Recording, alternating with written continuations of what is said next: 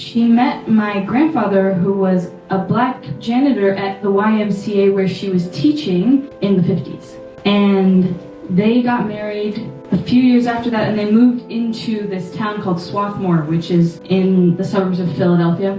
And when they moved in, they had this very classic story of moving in as the first interracial couple in the entire town, and all their neighbors left. And they stayed in that house that they moved into on the edge of town. They lived there for most of their lives. My grandfather died in that house when I was 3. And across that period of time, they saw so much change in their neighborhood, in their family. They raised 4 kids in that house. Each of them, and the kids striated across maybe a decade. So they had very different experiences of being interracial in that predominantly white town, because the ones who were older had come, to awareness at a very different time in American history. It was like, to me, the most wonderful place, especially because I grew up outside the States. So whenever I would come to the States from where I was growing up in the Middle East, this place would just be this incredible haven of what I imagined was the best of America. Even as my grandmother couldn't really afford to maintain this house, it was something that was just my pride and joy. And over 50, 60 years, it totally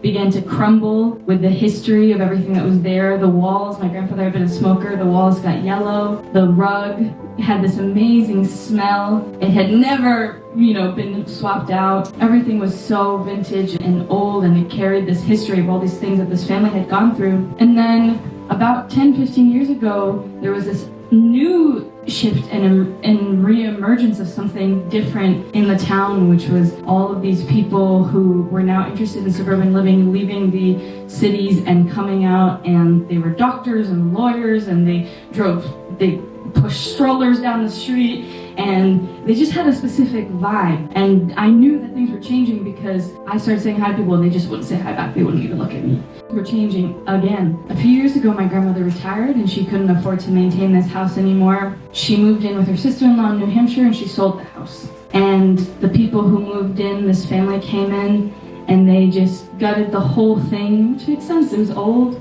They gutted the whole thing. They replaced it with kind of marble countertops, open plan, white walls, slick gray floors. I never go back there anymore, and I miss it.